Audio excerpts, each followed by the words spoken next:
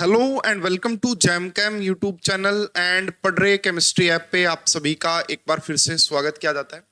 Student, Haryana public service commission में जो PGT की वैकेंसी आई थी 2023 में पीजीटी केमिस्ट्री के लिए, वो सिर्फ मेवात कैडर में थी।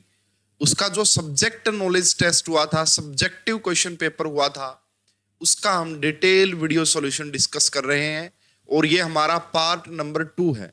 इससे पहले सब्जेक्टिव पेपर का एक पार्ट हम डिस्कस कर चुके हैं, जिसमें हमने पहले 6 क्वेश्चन का डिस्कशन किया था।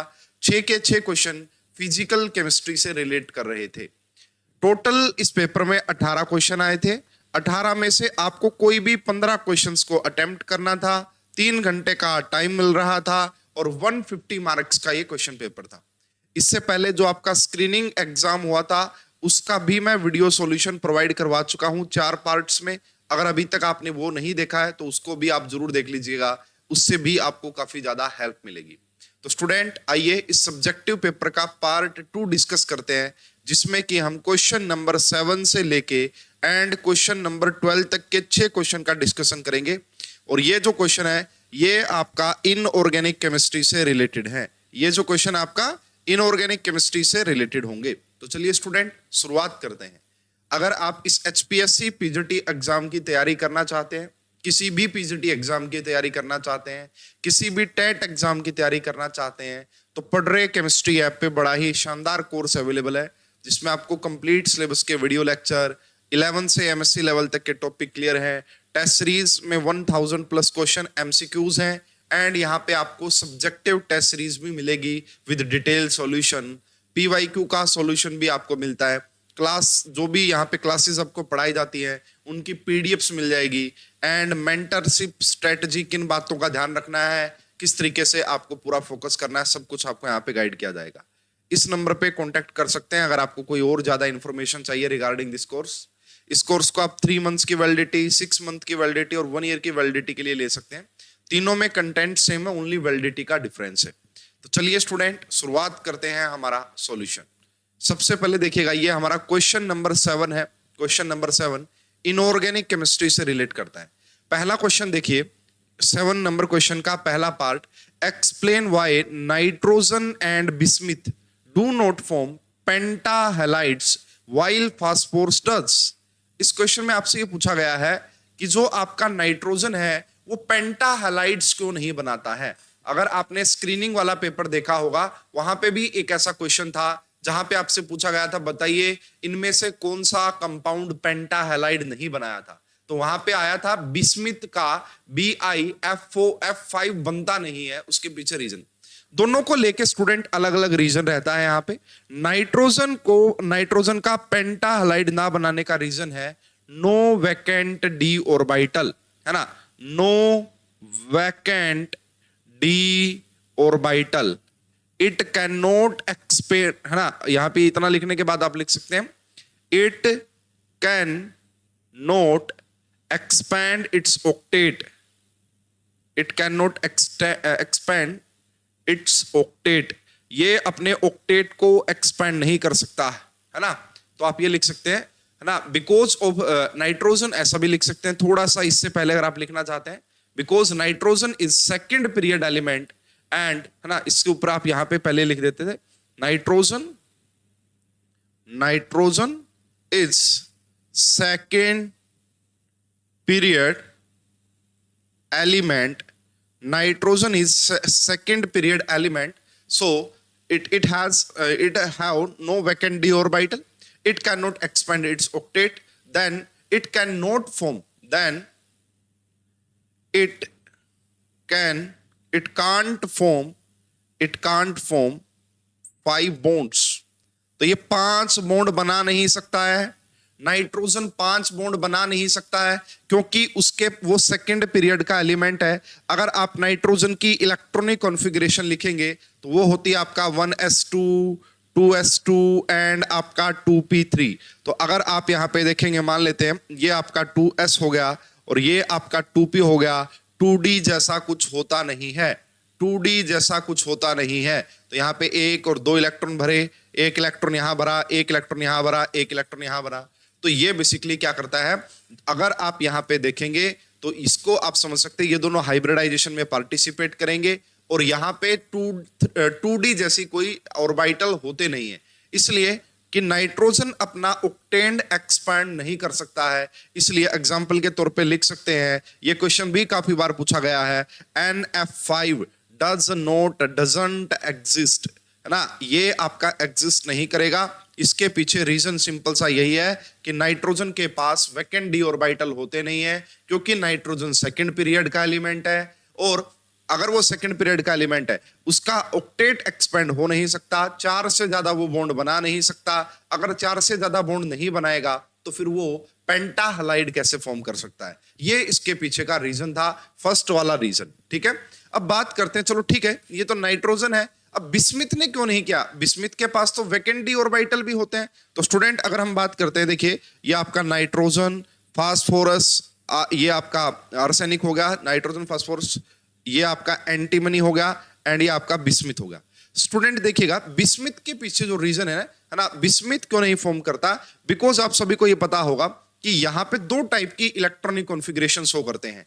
डाउन द ग्रुप जाने से ना, यहाँ पे आप लिख सकते हैं, है ना, मेन तो देखो अगर आपको आंसर लिखना है ये लिख सकते हैं, due to inert pair effect, due to inert pair effect, due to inert pair effect, bismuth have stable in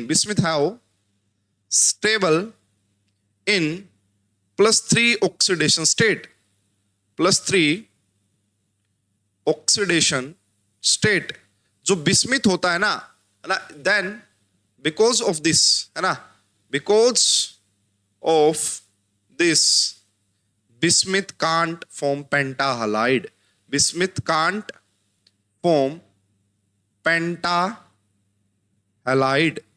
student आप सभी को ये बात पता होगी कि देखिए जो ये वाले ग्रुप होते हैं ये 2 टाइप के ऑक्सीडेशन स्टेट शो करते हैं, एक आपका +3 भी शो करते हैं और एक आपका +5 भी करते हैं। डाउन द ग्रुप जाने से +3 ऑक्सीडेशन स्टेट की स्टेबिलिटी इंक्रीज करती है ना, डाउन द ग्रुप जाने से +3 ऑक्सीडेशन स्टेट की स्टेबिलिटी इंक्रीज करती है। ऐसा क्यों होता है भाई? देखिए अगर मैं इसकी जनरल इलेक्ट्रॉनिक कॉन्फ़िगरेशन की बात करता हूं तो वो होती है NS2 एंड NP3। अब जैसे ही आप बिस्मिथ की बात करते हैं ना, तो बिस्मिथ में आप देखेंगे कि यहाँ पे ये 2p होता है, ये 3p, ये 4p, ये 5p और ये 6p होता है।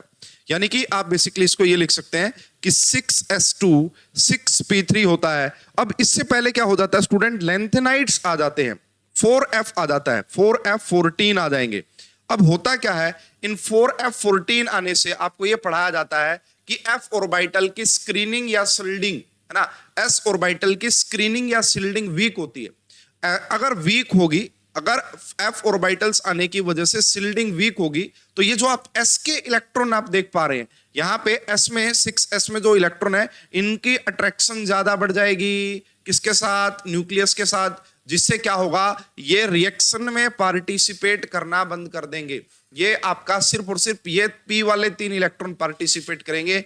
इसी वजह से डाउन द ग्रुप जाने से +3 ऑक्सीडेशन स्टेट की स्टेबिलिटी ज्यादा होती है एज कंपेयर टू +5।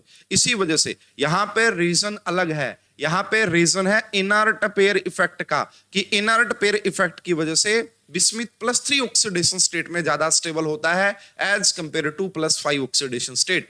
इसीलिए तो यहाँ पे भाई क्वेश्चन यही पूछा था कि नाइट्रोजन एंड बिस्मिथ क्यों नहीं बनाते हैं पेंटा हैलाइड जबकि फास्फोरस बना लेता है। तो अब यहाँ पे ये बात भी लिख दो कि फास्फोरस क्यों बना लेता भाई, तो फास्फोरस के पास वैकेंट डी ऑर्बिटल होते हैं, है ना, फास्फोरस 3rd पीरियड का एलिमेंट है, तो आप लिख सकते थे कि इसके पास आपका वैकेंट डी ऑर्बिटल है, इसके पास आपका वैकेंट डी ऑर्बिटल होते हैं और इसकी +5, है ना, ये +5 ऑक्सीडेशन स्टेट में स्टेबल होता है, ये आपका +5 ऑक्सीडेशन स्टेट में स्टेबल होता है। इसीलिए है ना फास्फोरस इजिली पेंटा हैलाइड की फॉर्मेशन कर लेता है। आपने फेमस देखा होगा PCl5, PCl5 एग्जिस्ट करता है ना। इसी प्रकार BiCl3 एग्जिस्ट कर सकता है, बट BiCl5 एग्जिस्ट नहीं करेगा। Reason inert pair effect, reason inert pair effect. तो स्टूडेंट ये हमारा क्वेश्चन नंबर 7 का फर्स्ट पार्ट था। इसको आप मेन ग्रुप मतलब P ब्लॉक से रिलेट कर सकते हैं, नाइट्रोजन फैमिली से। होप कि ये आपको काफी अच्छे से क्लियर हो गया होगा, काफी अच्छे से समझ में आ गया होगा। स्टूडेंट 7th का पार्ट 2 देखिएगा, right any two anomalous behaviour of lithium.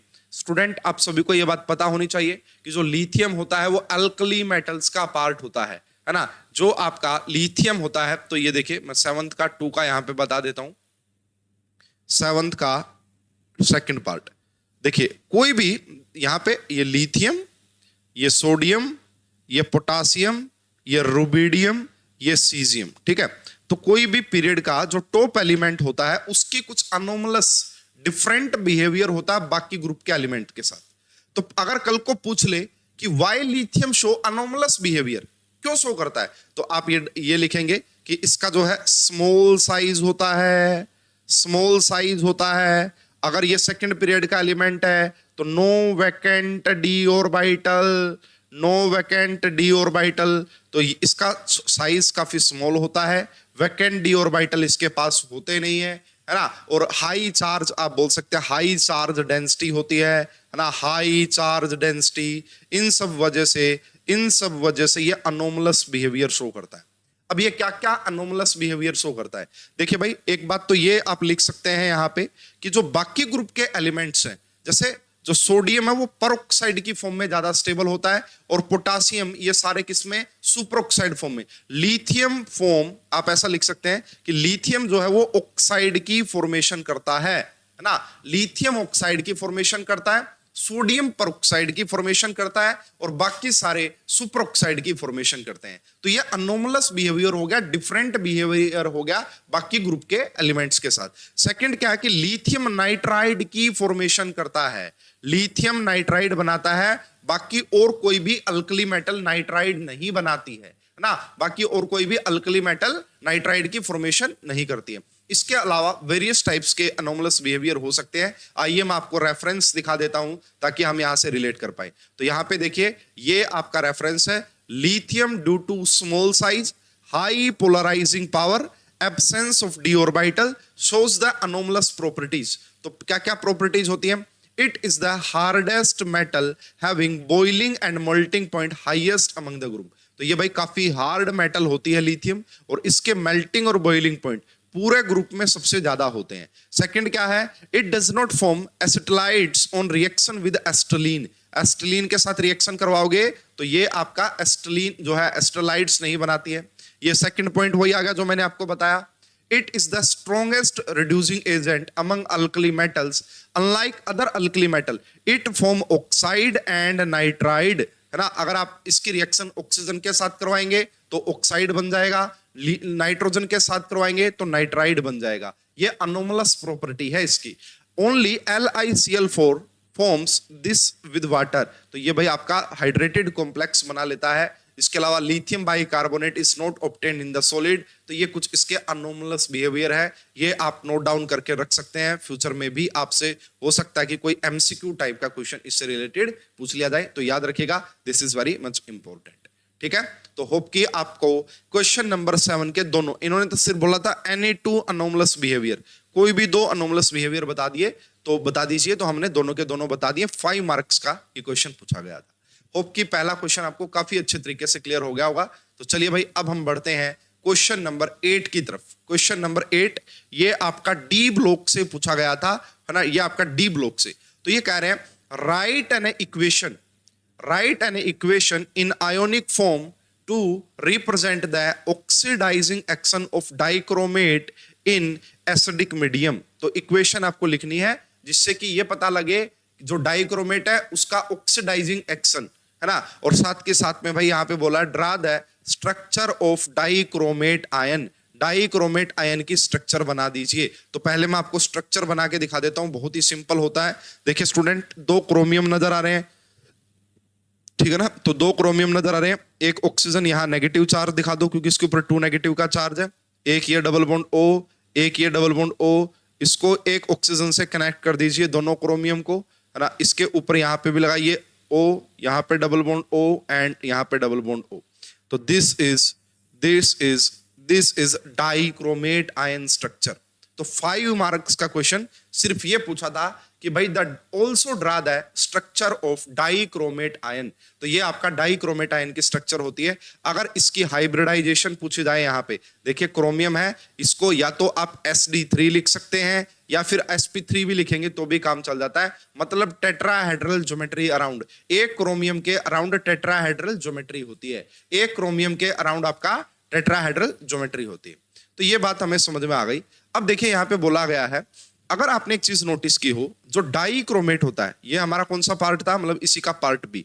अब जो डाइक्रोमेट है Cr2O7 2 नेगेटिव, इसकी जो मैक्सिमम ऑक्सीडेशन स्टेट है, इसकी जो मैक्सिमम ऑक्सीडेशन स्टेट है, यहां पे इसकी जो ऑक्सीडेशन स्टेट है दैट इज +6।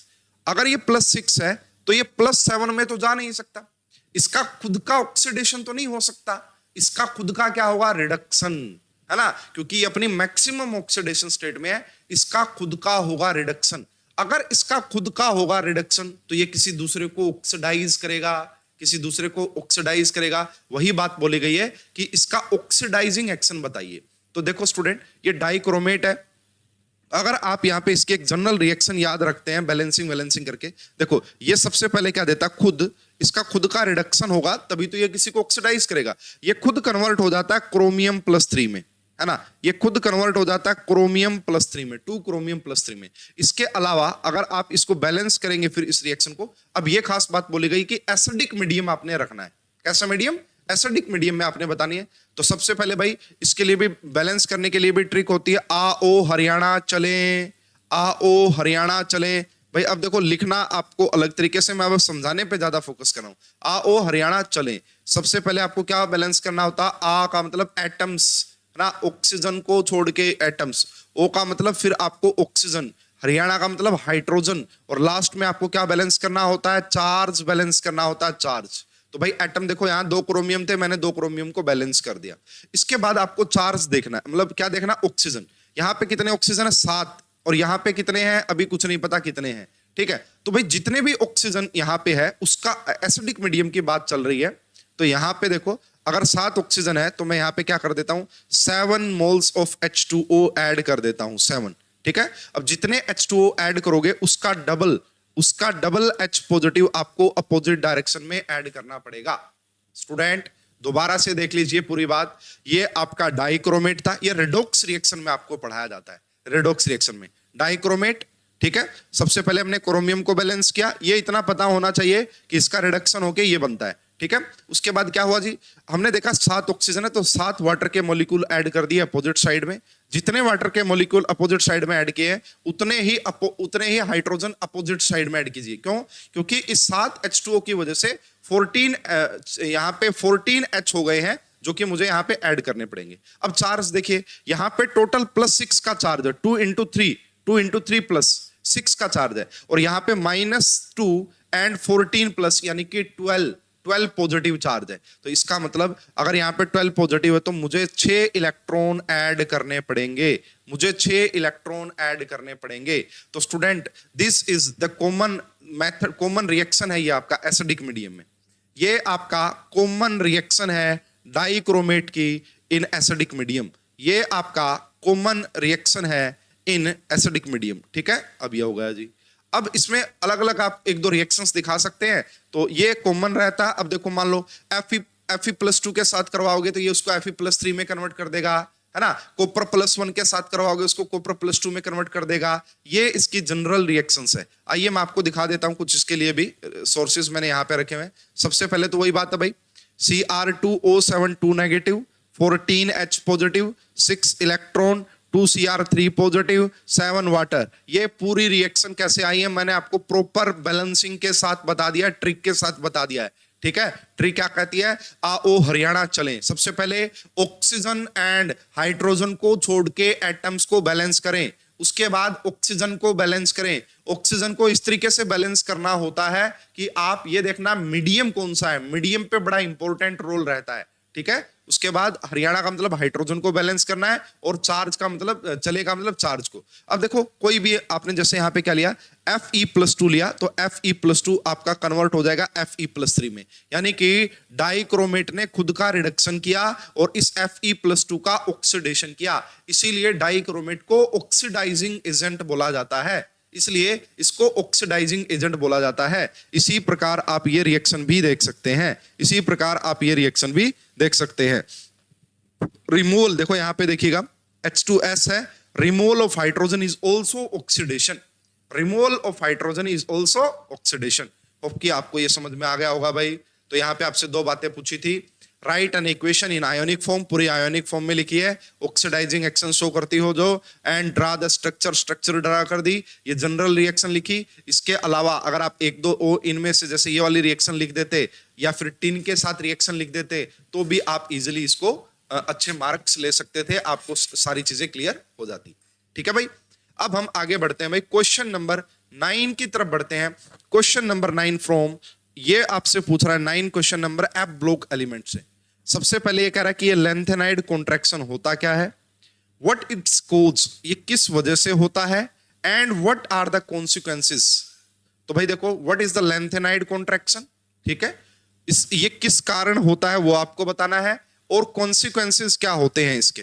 स्टूडेंट नाम से ही पता लग रहा है, लेंथेनाइड कॉन्ट्रैक्शन, लेंथेनाइड्स के बाद के जो एटम होते हैं, है ना, यहां पे लेंथेनाइड कॉन्ट्रैक्शन का मतलब क्या होता है समझिएगा। लेंथेनाइड्स यानी कि जो आपका 4F सीरीज होती है ना, पीरियड नंबर 6 में लेंथेनाइड सीरीज आती है, लेंथेनम के बाद, है ना, सीरियम हो गया, पूरी एफ ब्लॉक एलिमेंट्स होते हैं, वो 14 एलिमेंट्स 6 पीरियड में आते हैं। उसके बाद रिलेटिवली ये देखा गया, उसके बाद जो डी ब्लॉक की मेटल्स, जैसे कि एक तो इसको आप ऐसे समझ सकते हैं, एक आपके पास 3D सीरीज होती है, एक आपके पास 4D सीरीज होती है, और एक आपके पास 5D सीरीज होती है ना। मैं ये डी सीरीज की बात कर रहा हूँ, डी सीरीज की। जैसे फॉर एग्जाम्पल के तौर पे आप देख लीजिए, जैसे कि आपका मैं लगा लेता हूँ यहाँ पे टी जरा हाफ, है ना, टी जरा हाफ, ये ट्रिक रहती है ना। इसी प्रकार आपका लगा सकते हैं यहाँ पे मतलब इसके बाद आ गया वो नवाब था वेनेडियम करके, वो नवाब था। तो ये देखा गया है स्टूडेंट, ये देखा गया है, ये 5D सीरीज है ना, 5D सीरीज 6th पीरियड में है, और ये जो सारे एलिमेंट है ये तब आते हैं, ये लेंथेनाइड्स के बाद आते हैं। किसके बाद आते हैं? लेंथेनाइड्स के बाद आते हैं। तो ये देखा गया है कि वैसे तो आपको ये पढ़ाया जाता है, डाउन द ग्रुप जाने से साइज इंक्रीज करता है, डाउन द ग्रुप जाने से साइज इंक्रीज करता है, बट ये देखा गया कि यहाँ पे जो 4D सीरीज है, स्पेशली ऐसे एलिमेंट जो कि लेंथेनम्स के बाद आते हैं, लेंथेनाइड्स के बाद आते हैं, यानी कि 5D सीरीज, 6D सीरीज वाले, तो ये देखा गया कि इनका साइज जितना इंक्रीज होना चाहिए उतना इंक्रीज नहीं होता है, बल्कि जो ZR है एंड आपका HF है, इनका साइज तो नियरली सेम होता है। ऐसा भी बोल सकते हैं कि 4D एंड 5D सीरीज का साइज सेम होता है। अब ये जो हुआ है, ये जो फिनोमिना है कॉन्ट्रैक्शन ऑफ साइज ना, साइज का कम हो जाना, इसी फिनोमिना को लेंथेनाइड कॉन्ट्रैक्शन बोला जाता है, इसी फिनोमिना को लेंथेनाइड कॉन्ट्रैक्शन बोला जाता है। अब ये होता क्यों है भाई, सारा खेल है कि ये होता क्यों है स्टूडेंट, अगेन वही रीजन है ना, poor shielding of F orbital. हमें ये पता है भाई, मान लीजिए कि आपका न्यूक्लियस है, यहाँ पे डिफरेंट सेल्स रही होंगी, उनके अंदर सब सेल रही होंगी। मान लीजिए भाई, अब आपका जो इलेक्ट्रॉन है यहाँ पे 5D में जो इलेक्ट्रॉन वो यहाँ पे है, और आपको ये पता लग गया कि अंदर वाली जो ये है, मान लेते हैं कि 4F है, मान लेते हैं, मैं आपको समझाने के लिए बता रहा हूँ एक बार, कि इसकी पुअर शिल्डिंग होती है ना, स्क्रीनिंग इसकी काफी पुअर होती है, पुअर शिल्डिंग होती है, ये शिल्ड बना के रख नहीं सकता एफ ऑर्बिटल। एफ ऑर्बिटल की शेप ही ऐसी होती है कि ये शिल्डिंग बना के रख नहीं सकता, स्क्रीनिंग कर नहीं सकता। इस वजह से क्या होता है, इस न्यूक्लियस का अट्रैक्शन, इस न्यूक्लियस का अट्रैक्शन बढ़ जाता है इन डी के इलेक्ट्रॉन्स पे। अगर ये वाला जो फोर्स ऑफ अट्रैक्शन है, अगर ये इंक्रीज करेगा, अगर ये फोर्स ऑफ अट्रैक्शन इंक्रीज करेगा तो साइज डिक्रीज करेगा, और यही रीजन है लेंथेनाइड कॉन्ट्रैक्शन का, poor shielding of, poor screening of 4F orbitals. अब इसके कॉन्सिक्वेंसेस क्या क्या होते हैं, मैंने बताया भाई, साइज कम हो जाता है ना। इसके अलावा इसके कॉन्सिक्वेंसेस आपको ये भी देखने को मिलते हैं, जो लेंथेनाइड्स होते हैं, मतलब अगर आप इसको थोड़ा सा हाई लेवल पे पढ़ते हैं, वहां पे आपको चीजें देखने को मिलती है कि इनकी कॉम्प्लेक्स फॉर्मिंग टेंडेंसी, लेंथेनाइड्स की कॉम्प्लेक्स फॉर्मेशन टेंडेंसी कम होती है ना, और भी बहुत सारे फैक्टर्स होते हैं इनकी वजह से। तो आइए मैं थोड़ा सा बुक का रेफरेंस, बुक की चीजें भी आपको बता देता हूं पढ़ के, तो आपको थोड़ा सा और अच्छे से रिलेट कर पाएंगे। Due to the addition of 14 F block elements, जिनको कि लेंथेनाइड्स बोलते हैं, है ना। जैसे लेंथेनाइड कॉन्ट्रैक्शन होता है ना, ऐसे एक्टिनाइड कॉन्ट्रैक्शन भी होता है। From CE cerium to LU in the third group of sixth period, contraction of size of transition element, वही बात आ गई ना। देखो यहाँ पे क्या आया, contraction in size of transition elements take place from HF to HG as a result either a very small change, काफी कम चेंज होता है, almost no change in the atomic radius is observed from fifth to sixth period, मतलब कि 4D and 5D series के elements का size same हो जाता है। This contraction in the size of atomic radius due to the addition of 14 lanthanide elements is called lanthanide contraction. इसी को lanthanide contraction बोला जाता है। ये देख लीजिए भाई, इसका जो साइज है वो 1.54 है, तो इसका 1.44 है, नियरली सेम है ना। इसी को lanthanide contraction आपका बोला जाता है।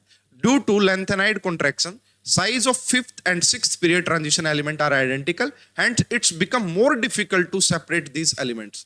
अगर इनका साइज कंपैरेटिवली सेम है तो उनको डिफरेंशिएट करना काफी ज्यादा मुश्किल हो जाता है, उनको सेपरेट करना काफी ज्यादा मुश्किल हो जाता है। Also due to lanthanide contraction, fifth and sixth period transition element resemble each other more likely than fourth period transition elements. इसीलिए भाई आपको ये थोड़ा सा इसको रिलेट करना है, ये इसके दो कॉन्सिक्वेंसेस की बात मैंने की है। समझ में आ रही है बात। इसके अलावा आप देखते हैं भाई जो इलेक्ट्रॉनिक स्पेक्ट्रा होता है उसमें भी आपको काफी फर्क देखने को मिलता है ना। लेंथेनाइड्स में, एक्टिनाइड्स में और भी काफी वेरिएशंस होते हैं इसके अंदर।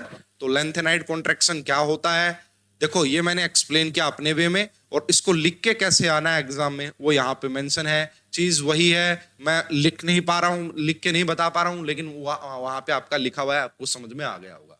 तो ये हमारा क्वेश्चन नंबर 9 कंप्लीट होता है। अब हम चलते हैं जी क्वेश्चन नंबर 10 पे।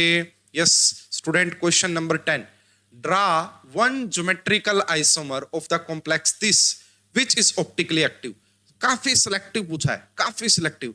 कह रहे हैं जी इसका एक ज्योमेट्रिकल आइसोमर है ना जो कि ऑप्टिकल एक्टिव हो, वो ड्रॉ करो, बस काम कहानी खत्म, और कुछ नहीं। इसका दूसरा आइसोमर मत बना देना, है ना, ये कह रहा है। तो देखो भाई हमें ये पता है, मैंने आपको पहले भी बताया था कि इस कंपाउंड के दो आइसोमर होते हैं। तो उनमें से जो सिस आइसोमर होता है ना, उनमें से जो आपका सिस आइसोमर होता है वो आपका ऑप्टिकली एक्टिव होता है, वो आपका ऑप्टिकली एक्टिव होता है। दीज आर, ये क्या है भाई आपका, ये इथाइलिन डायमीन है। ईएन क्या है, इथाइलिन डायमीन। तो इसको मैं ये बोल सकता हूं कि दिस इज सिस, ये आपका सिस है। एंड यहाँ पे आपका पीटी हो गया, प्लेटिनम, EN का 2, Cl2 एंड +2, ये आपका ऑप्टिकल एक्टिव होता है। अब इसको थोड़ा सा ऑप्टिकल एक्टिव दिखाने के लिए क्या बना दीजिए, यहाँ पे आप इसकी मिरर इमेज दिखा दीजिए कि इसकी मिरर इमेज क्या आएगी। जब स्टूडेंट आप इसकी मिरर इमेज ड्रॉ करेंगे तो ये आपका पीटी हो गया, ये आपका क्लोरीन हो गया, एक क्लोरीन यहाँ आ गया होगा, ये आपका एक इथाइलिन डायमीन यहाँ आ गया होगा, और ये आ गया। तो these are non superimposable mirror image. ठीक है, ये क्या आपका non super imposable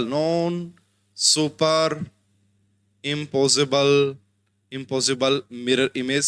so these are optical isomer, है ना। तो ये क्या होंगे, ये ऑप्टिकल आइसोमर होंगे। ये क्या होंगे, ये ऑप्टिकल आइसोमर होंगे। तो ये आपका 10th का पार्ट फर्स्ट कंप्लीट होता है। इसके अंदर कोई भी सिमेट्री एलिमेंट नहीं है, इसके अंदर POS COS कुछ नहीं है, इसीलिए ये ऑप्टिकल एक्टिव होगा। वो भी एक वे है लिखने का, उस तरीके से भी आप लिख सकते हैं। तो 10th का पार्ट फर्स्ट हमारा कंप्लीट होता है। पार्ट 2 देखिएगा स्टूडेंट, काफी अच्छे से पढ़ाता हूं भाई मैं इसको, है ना। Explain on the basis of valence bond theory. ये वाला जो कॉम्प्लेक्स है वो स्केयर प्लेनर क्यों होता है और डायामैग्नेटिक क्यों होता है, और ये वाला जो कॉम्प्लेक्स है वो टेट्राहेड्रल क्यों होता है और पैरामैग्नेटिक क्यों होता है, इसको एक्सप्लेन कीजिए। आइए स्टूडेंट मैं इसको एक्सप्लेन करता हूं नेक्स्ट स्लाइड में। तो ये हमारा क्वेश्चन नंबर 10 का पार्ट 2 है। सबसे पहले आपसे पूछा था कि NiCN का 4, ये आपका 2 नेगेटिव, ये स्केयर प्लेनर क्यों होता है और ये डायामैग्नेटिक क्यों होता है। स्टूडेंट इस बात का हमें पता है कि यहाँ पे निकल की जो ऑक्सीडेशन स्टेट आएगी दैट इज निकल +2। अगर ये निकल +2 है तो इसकी जो जनरल इलेक्ट्रॉनिक कॉन्फ़िगरेशन आएगी आर्गन, यहाँ पे हो जाएगा आपका 3D8। क्या हो जाएगा, आर्गन 3D8। तो यहाँ पे क्या बनाया जाएगा स्टूडेंट, इसके लिए ध्यान से देखिएगा, ये आपके डी के 5 ऑर्बिटल, 1 2 3 4 और 5। तो इसको आप लिख सकते हैं, कोई भी लिख दीजिए कि ये आपके ये 3D के 5 ऑर्बिटल्स हो गए। इसके बाद यहाँ पे क्या रहा होगा आपका, ये आपका 4s रहा होगा। इसके बाद आपका क्या रहा होगा यहाँ पे, इसके बाद 4p के 3 ऑर्बिटल रहे होंगे। तो 8 इलेक्ट्रॉन आपको भर देने हैं यहाँ पे। तो देखिएगा स्टूडेंट, 1, उसके बाद 2, उसके बाद 3, उसके बाद 4, उसके बाद 5, उसके बाद 6, उसके बाद 7, उसके बाद 8। ठीक है, तो ये हमने क्या किया, जो आपका निकल +2 था उसमें हमने क्या किया, इलेक्ट्रॉन फिल किए। अब स्टूडेंट मेन खेल क्या है कि जो यहाँ पे CN होता है, CN वो एक स्ट्रॉन्ग फील्ड लिगैंड होता है। CN, हाँ CN स्ट्रॉन्ग फील्ड लिगैंड होता है। CN क्या होता है भाई आपका, स्ट्रॉन्ग फील्ड लिगैंड होता है, पाई एक्सेप्टर लिगैंड होता है। अगर ये स्ट्रॉन्ग फील्ड लिगैंड है तो pairing take place, pairing takes place. तो यहां पे आपको पेयरिंग देखने को मिलेगी। ये जो अनपेयर्ड इलेक्ट्रॉन दिख रहा है इसकी पेयरिंग देखने को मिलेगी। ये जो अनपेयर्ड इलेक्ट्रॉन दिख रहा है इसकी पेयरिंग देखने को मिलेगी। इसी को मैं कॉपी कर लेता हूं और फिर देखिएगा अभी यहां पे नीचे। तो यहां पे देखो, CN के स्ट्रॉन्ग फील्ड होने की वजह से, CN के स्ट्रॉन्ग फील्ड होने की वजह से, एक मिनट रुकिएगा भाई, कहां चला गया आपने। CN के स्ट्रॉन्ग फील्ड होने की वजह से ये दोनों इलेक्ट्रॉन की यहां पे पेयरिंग हो जाएगी। अगर इन दोनों इलेक्ट्रॉन की यहां पे पेयरिंग हो गई तो एक ये D वाला ऑर्बिटल, एक ये D, एक ये S और 2 ये P के ऑर्बिटल ये हाइब्रिडाइजेशन में पार्टिसिपेट करेंगे और 4 क्या बनाएंगे यहां पे आपका, 4 DsP2 हाइब्रिडाइज ऑर्बिटल, 1 2 3 4, ये क्या बनाए 4 DsP2 हाइब्रिडाइज ऑर्बिटल। तो यहां पे क्या करेंगे, जो आपका CN है, CN है ना, तो जो आपका CN होगा वो एक CN अपनी इलेक्ट्रॉन डेंसिटी 2 अपने इलेक्ट्रॉन यहां देगा, एक यहां देगा, एक यहां देगा और एक यहां देगा। अब मेन खेल ये था कि इसकी जो हाइब्रिडाइजेशन आई वो क्या आई, DsP2। इसकी जो हाइब्रिडाइजेशन है वो DsP2 आई। अगर हाइब्रिडाइजेशन किसी की भी DsP2 होती है तो वो स्केयर प्लेनर ज्योमेट्री शो करता है, वो स्केयर प्लेनर ज्योमेट्री शो करता है। आई ये बात समझ में, वो क्या करेगा, स्केयर प्लेनर ज्योमेट्री शो करेगा। दूसरी बात, यहां पे आप देख सकते हैं यहां पे कोई भी अनपेयर्ड इलेक्ट्रॉन नहीं है। तो दूसरी बात आप यहां लिख सकते हैं, no unpaired electron, no unpaired electron. अगर किसी के पास भी अनपेयर्ड इलेक्ट्रॉन नहीं होता तो ऐसे कंपाउंड आपका डायामैग्नेटिक होते हैं, ऐसे कंपाउंड आपका डायामैग्नेटिक होते हैं। होप कि आपको समझ में आ गया होगा। आपसे 2 क्वेश्चन किए गए थे कि इसके ज्योमेट्री स्केयर प्लेनर क्यों है और ये डायामैग्नेटिक क्यों है। स्केयर प्लेनर इसलिए है क्योंकि CN एक स्ट्रॉन्ग फील्ड लिगैंड होता है जो कि पेयरिंग करवाएगा इस इलेक्ट्रॉन की। तो यहां पे D पार्टिसिपेट करेगा हाइब्रिडाइजेशन में, 4 DsP2 हाइब्रिडाइज ऑर्बिटल की फॉर्मेशन होगी और अगर DsP2 हाइब्रिडाइजेशन है तो स्केयर प्लेनर ज्योमेट्री होगी। इसके पास कोई भी अनपेयर्ड इलेक्ट्रॉन नहीं था, इसीलिए ये आपका डायामैग्नेटिक होगा, इसीलिए ये आपका डायामैग्नेटिक हो जाएगा। आ रही है बात समझ में। तो ये जी हमारा ये कौन सा था, ये अभी ये आपका CN वाला पार्ट हुआ है। अभी हमें किसकी बात करनी है, ये आपका CN वाला हुआ। अब NiCl4, अब किसकी बात करेंगे स्टूडेंट, यहां पे अब इसको देखो थोड़ा सा चेंज कर दीजिए। यहां पे ये किया और एक इसको चेंज करना पड़ेगा यहां पे।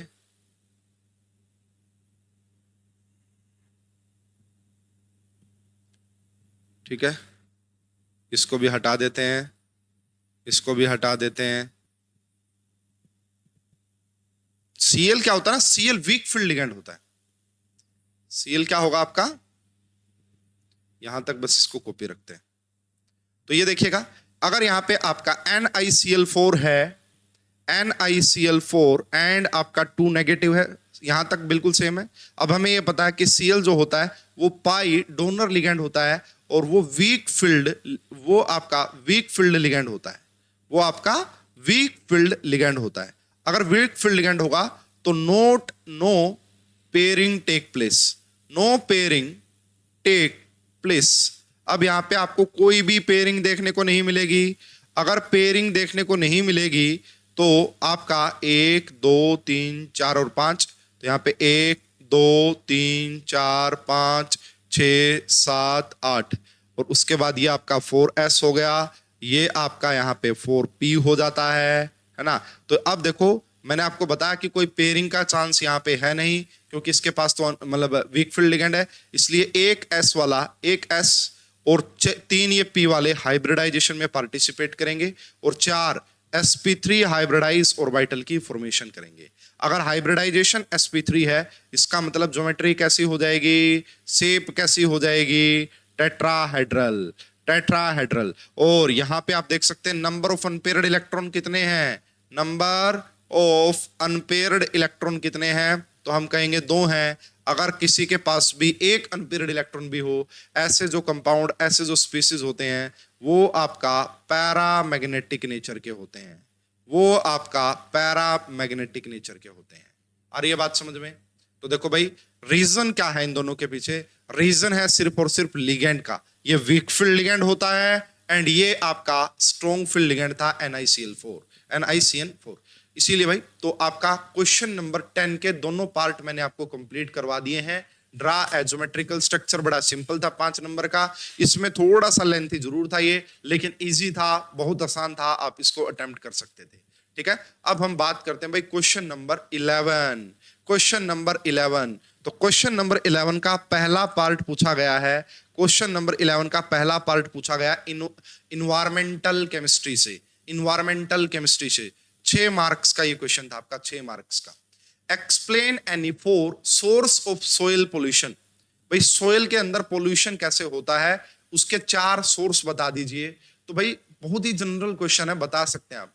भाई सोइल के अंदर सोइल जो होती है उसके अंदर पोल्यूशन किस वजह से होता है, जो फर्टिलाइजर्स आप ऐड करते हैं उससे जो मिट्टी है उसकी उपजाऊ क्षमता कम हो जाती है। थोड़ा सा हिंदी में बोल रहा हूँ, है ना। ये तो कहने का मतलब जो फर्टिलाइजर्स हम डालते हैं, जो केमिकल्स हम डालते हैं, उससे सॉइल के अंदर पोल्यूशन होता है। जो प्लास्टिक हम डालते हैं ना, प्लास्टिक जो डाल रहे हैं उससे भी सॉइल पोल्यूशन होता है। तो explain any 4 source of the soil pollution. तो पहली बात तो सॉइल पोल्यूशन क्या होता है उसको लिख देना, उसके बाद इसकी 2-3 बातें लिख देना। आइए मैं आपको रेफरेंस देता हूं। Soil pollution is defined as the buildup of persistent toxic compound, है ना। टॉक्सिक कंपाउंड का बिल्डअप होना या केमिकल सोल्ट का बिल्डअप होना, रेडियो एक्टिव मटेरियल का बिल्डअप होना और डिजीज कोजिंग एजेंट का बिल्डअप होना in soils which have adverse effects on plant growth and animal health. इसी को क्या बोला जाता है, सोइल पोल्यूशन बोला जाता है ना। अगर आपने भाई प्लास्टिक के बैग्स फैला दिए हैं बहुत ज्यादा मिट्टी में, तो क्या होगा, पेड़ जो अपने जड़ लगनी चाहिए वो नहीं लग पाएगी। तो काफी चीजें देखने को। तो पूछ रहा है कि सोर्स ऑफ सोइल पोल्यूशन क्या क्या होते हैं सोइल के। इंसेक्टिसाइड्स हो गया भाई, हर्बिसाइड्स हो गया, फंगिसाइड्स हो गया, इंडस्ट्रियल वेस्ट जो आप डालते हैं मिट्टी के अंदर उससे भी क्या हो जाता है भाई, आपका सोइल का पोल्यूशन होता है। अगर आप रेडियो एक्टिव पोल्यूटेंट डाल रहे हैं तो उससे भी सोइल के अंदर पोल्यूशन होता है। तो यही बात पूछी थी, 4 सोर्स बता दीजिए। तो ये है जी आपका 1 2 3 4 फर्टिलाइजर्स भी आप इसमें ऐड कर सकते हैं, वो भी एक बड़ा कोज है सोइल को पोल्यूट करने के लिए। ओके, आपको ये समझ में आ गया होगा। 6 मार्क्स का क्वेश्चन था, कुछ ज्यादा एक्सप्लेन नहीं। ये थोड़ा सा ठीक ठाक क्वेश्चन है भाई, है ना। ये थोड़ा सा ठीक ठाक क्वेश्चन है। Give the classification of organometallic compounds based on their hapticity. Hapticity, give an example of each class. Give the classification. Organometallic compounds क्या होते हैं भाई, ऐसे कंपाउंड जहां पे एटलीस्ट एक मेटल और कार्बन का बॉन्ड हो, उनको ऑर्गेनोमेटालिक कंपाउंड्स बोला जाता है। What is the meaning of hapticity. इस हेप्टासिटी का क्या मीनिंग होता है। देखिए जो छोटा सा क्वेश्चन था, है ना, जिसकी कोई खास एक्सप्लेनेशन नहीं थी, वो 6 मार्क्स का पूछा, और जिस क्वेश्चन की अच्छी खासी एक्सप्लेनेशन है वो 4 मार्क्स का पूछा। ठीक है, चलो हेप्टासिटी क्या होता है। देखिए भाई, अब मान लीजिए कि आपके पास कोई एक ऑर्गेनिक कंपाउंड है, ये वाला ऑर्गेनिक कंपाउंड, ये आपका ऑर्गेनिक कंपाउंड है, और ये सिर्फ जो मेटल है वो सिर्फ एक कार्बन से जुड़ी हुई है ना। तो इसको बोला जाता है ईटा-1 एलाइल। क्या बोलते हैं इसे, ईटा-1 एलाइल। अगर यही वाला ऐसे तीनों कार्बन से जुड़ा, ये जो मेटल अगर तीनों कार्बन से जुड़ी हुई है तो इसे बोला जाता है ईटा-3 एलाइल। तो यहां पे what is the definition of hapticity. The number of carbon atoms, the number of carbon atoms attached to the metal, है ना, कितने कार्बन के एटम्स, एक लिगेंड के कितने कार्बन एटम्स मेटल से डायरेक्टली जुड़े हुए हैं, उसी को हेप्टासिटी बोला जाता है। इसको ईटा से रिप्रेजेंट किया जाता है। इसको, ये ईटा 1 एंड दिस इज ईटा 3, इसको ईटा से रिप्रेजेंट किया जाता है। ठीक है, तो दिस इज हेप्टासिटी। अब पूछ रहा है भाई क्लासिफिकेशन करो, तो इसकी हेप्टासिटी 1 से इसलिए मोनोहेप्टो बोल देंगे, और इसकी हेप्टासिटी 1 से ज्यादा, इसको पॉलीहेप्टो बोल देंगे। तो इसको ऑर्गेनोमेटालिक कंपाउंड्स में पढ़ाया जाता है काफी डिटेल में। तो ये मेरे लेक्चर का ही कुछ पार्ट आप देख सकते हैं भाई। Number of atoms of a ligand directly attach with metal, this is the property of ligand, ये लिगेंड की प्रॉपर्टी होती है। इसको रिप्रेजेंट करने का तरीका होता है ईटा की पावर x। अगर x की वैल्यू 1 है तो इसे मोनोहेप्टो बोलते हैं, अगर x की वैल्यू 1 से ज्यादा तो इसे पॉलीहेप्टो बोलते हैं। जैसे ये आपका जो अलाइल है, जब आप इसको मेटल के साथ आपने कनेक्ट किया, मेटल अटैच टू 1 कार्बन, अगर 1 से जुड़ी हुई तो ईटा 1 बोलेंगे। अगर मेटल 2 से जुड़ी हुई होती, 3 से जुड़ गई तीनों से, ईटा 3 बोलेंगे। ये 4 के 4 से जुड़ी हुई ईटा 4 बोलेंगे। साइक्लोपेंटाडाइनाइल, तो देखो यहाँ पे ईटा 1 है, ये देखो सिर्फ एक मेटल से जुड़ा हुआ कार्बन, यहाँ पे 1 और 2 3 से जुड़ा हुआ इसलिए ईटा 3, यहाँ पे 5 से जुड़ा हुआ इसलिए ईटा 5, है ना। इसको बोलेंगे मोनोहेप्टो, इसको ट्राईहेप्टो, इसको पेंटाहेप्टो। तो these are the classification on the basis of hapticity. Hope कि आपको ये भी समझ में आ गया होगा, होप कि आपको ये भी समझ में आ गया होगा। ऑर्गेनोमेटालिक्स कंपाउंड का ये क्वेश्चन था, इजी क्वेश्चन, बेसिक क्वेश्चन। अब हम बात करते हैं भाई last question of this video ना, पार्ट 2 का question number 12, crystal field theory से पूछा गया था, easy question. Using crystal field theory, draw energy level diagram, write electronic configuration of the central metal atom और ion, determine the magnetic moment. तो आइए जी, बड़ा आसान है, बना लेते हैं फटाफट से। सबसे पहले वाला जो कॉम्प्लेक्स है वो है आपका CO कोबाल्ट, Cn का 3 नेगेटिव। तो यहाँ पे आप देख सकते हैं कि जो कोबाल्ट है वो +3 ऑक्सीडेशन स्टेट में होगा। अगर कोबाल्ट +3 ऑक्सीडेशन स्टेट में होता है तो ये आपका आर्गन हो गया, एंड ये आपका 3d6 होगा। क्या होगा? ये आपका 3d6 होगा। ठीक है, अब आप सभी को ये पता है स्टूडेंट कि यहाँ पे ये ऑक्टाहेड्रल कॉम्प्लेक्स है, इसके अंदर जो स्प्लिटिंग होती है ऑक्टाहेड्रल में, वो कुछ इस टाइप से आपको स्प्लिटिंग देखने को मिलती है। यहाँ पे T2Z होता है और यहाँ ऊपर आपका EZ होता है। तो यहाँ पे 6 इलेक्ट्रॉन टोटल है, बट Cn आपका जो है वो स्ट्रॉन्ग फील्ड लिगेंड होता है। तो आपको अगर स्ट्रॉन्ग फील्ड लिगेंड होगा तो लो स्पिन कॉम्प्लेक्स की फॉर्मेशन होगी, तो आपका लो स्पिन कॉम्प्लेक्स की फॉर्मेशन होती है। तो आपके पास 6 इलेक्ट्रॉन है स्टूडेंट, आपके पास 6 इलेक्ट्रॉन है, लेकिन यहां से भरना स्टार्ट कर कीजिए। ये 1, ये 2, ये 3। अब देखो Cn स्ट्रॉन्ग फील्ड लिगेंड होने से क्या होता है, इनके बीच का जो ये गैप होता है डेल्टा O, ये काफी ज्यादा हाई होता है as compare to pairing energy. और ऐसे केस में जब Cn स्ट्रॉन्ग फील्ड लिगेंड होता है तो इसकी पेयरिंग करवाना पसंद करेंगे, जैसे मैंने अभी आपको VBT के केस में बताया था। VBT के केस में तो अगर आप इसकी इलेक्ट्रॉनिक कॉन्फ़िगरेशन लिखना चाहते हैं CFT के टर्म में, तो आप लिखिए कि T2G के पास यहाँ पे 2 2 2 और EG के पास 0, या फिर इसी को लिखने का एक और तरीका हो सकता है, T2G के पास 6 होंगे और EG के पास 0 होंगे। ये भी इसी को लिखने का तरीका है।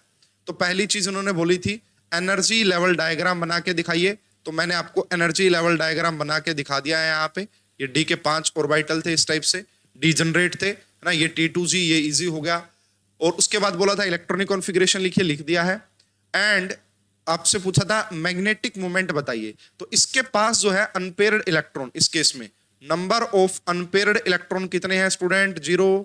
तो मैग्नेटिक मोमेंट का जो फार्मूला होता है, मैग्नेटिक मोमेंट का जो फार्मूला होता है दैट इज √n × n+2, यानी कि मैग्नेटिक मोमेंट क्या हो जाएगी? 0। और ऐसे कंपाउंड जिनके पास कोई भी अनपेयर्ड इलेक्ट्रॉन नहीं होता वो क्या होते हैं? वो आपका डायामैग्नेटिक होते हैं। क्या होते हैं? डायामैग्नेटिक होते हैं। ओके, आपको समझ में आ गया होगा भाई। अब बात करते हैं यहाँ पे Fe(F6) 3 नेगेटिव। दूसरा जो कॉम्प्लेक्स है यहाँ पे Fe(F6) 3 नेगेटिव। तो यहाँ पे इसकी जो इलेक्ट्रॉनिक कॉन्फ़िगरेशन आएगी दैट इज +3, इसलिए यहाँ पे डी के पास 5 ही इलेक्ट्रॉन होंगे, डी के पास 5 ही इलेक्ट्रॉन होंगे, तो ये आपका 3d5 हो जाएगा। अब आपको यहाँ पे इलेक्ट्रॉन फिल करने हैं, तो वैसे ये ऑक्टाहेड्रल कॉम्प्लेक्स है, तो स्प्लिटिंग दिखा दीजिए। ऊपर इजी आएगा, नीचे T2Z आएगा, ये आपका इजी आएगा। अब हमें ये पता जो F होता है, F लिगेंड, वो वीक फील्ड लिगेंड होता है, वो आपका उसकी field strength weak field ligand होता है। ये हमें स्पेक्ट्रोकेमिकल सीरीज से पता लगता है। अगर ये वीक फील्ड लिगेंड है, अगर ये वीक फील्ड लिगेंड है, तो आपको ये हाई स्पिन कॉम्प्लेक्स की फॉर्मेशन करता है, ये आपका हाई स्पिन कॉम्प्लेक्स की फॉर्मेशन करेगा। मतलब कि अब यहाँ पे इसके केस में जो डेल्टा O होता है, crystal field splitting energy for octahedral, वो कम होती है पेयरिंग से, इसलिए यहाँ पे पेयरिंग नहीं करवाएंगे, है ना। तो यहाँ पे देखो 1 2 3 4 5, तो 5 इलेक्ट्रॉन भर दीजिए, 1 2 3 4 5। तो ये इसका इलेक्ट्रॉनिक रिप्रेजेंट करने का तरीका है। और बेहतर हो सकता है एग्जाम में, और बेहतर लिखेंगे हम, एक एक डिटेल बताएंगे और अच्छे से डब्बे बनाएंगे, सब कुछ एक्सप्लेन करेंगे। जस्ट मैं आपको समझाने की कोशिश कर रहा हूं, ठीक है भाई, समझ में आ रही है ना बात। तो अब यहाँ पे आप देख सकते हैं इसमें, अब यहाँ पे आप इसमें देख सकते हैं कि इसकी इलेक्ट्रॉनिक कॉन्फ़िगरेशन क्या आएगी, T2Z 1 1 1 EZ 1 1, या इसी को लिखने का तरीका क्या हो सकता है, T2Z 3 एंड EZ2, है ना। तो ये आपका इलेक्ट्रॉनिक कॉन्फ़िगरेशन, ये इसका रिप्रेजेंट करने का तरीका। एंड अब यहाँ पे number of unpaired electron, number of unpaired electron 5 है, इसलिए अगर आप इसकी मैग्नेटिक मोमेंट निकालेंगे तो वो आ जाएगी आपके पास √5 × 5 + 2, यानी कि लगभग जो वैल्यू आएगी वो 5.9 नियर अबाउट वो कितनी आ जाएगी ये, क्योंकि ये 35 का √, बनेगा 36 का 6 होता है, तो लगभग इतनी वैल्यू आ जाएगी। और ये वाला जो कॉम्प्लेक्स होगा वो पैरामैग्नेटिक नेचर का होगा, ये वाला जो कॉम्प्लेक्स होगा वो पैरामैग्नेटिक नेचर का होगा। तो स्टूडेंट, इस क्लास में जो पार्ट 2 था, 6 क्वेश्चन हमने डिस्कस किए, 6 के 6 क्वेश्चन अगर सोयल पोल्यूशन वाले क्वेश्चन को छोड़ दिया जाए तो इनऑर्गेनिक केमिस्ट्री के थे, इजी क्वेश्चन थे, अटेम्प्ट किए जा सकते थे। ऑर्गेनोमेटालिक्स वाला अगर किसी ने थोड़ा सा ग्रेजुएशन वाला नहीं पढ़ा हुआ तो थोड़ी सी प्रॉब्लम आपको हो सकती थी। ओके भाई, आपको सारे क्वेश्चंस क्लियर हो गए होंगे। किसी भी क्वेश्चन में डाउट आप मुझे कमेंट बॉक्स में बता सकते हैं। और भाई जो भी तैयारी करना चाहते हैं बिल्कुल भी देरी ना करें, जल्दी से जल्दी अपनी तैयारी स्टार्ट कर दें, है ना, नहीं तो फिर देरी हो जाएगी। आपको भाई कंटेंट पसंद आ रहा है, वीडियो को लाइक शेयर किया करो, कमेंट करके बताएं, और ज्यादा अपडेट के लिए चैनल को सब्सक्राइब करके रखें। जो भी कंटेंट, मैक्सिमम कंटेंट आपको प्रोवाइड करने की कोशिश की जाएगी, है ना। अभी हम बहुत सारी चीजें और भी प्लान करेंगे, तो चैनल को सब्सक्राइब करके रखिए, वीडियो आप पक्का ही लाइक करेंगे, शेयर करेंगे। आप सभी का बहुत बहुत धन्यवाद, थैंक यू।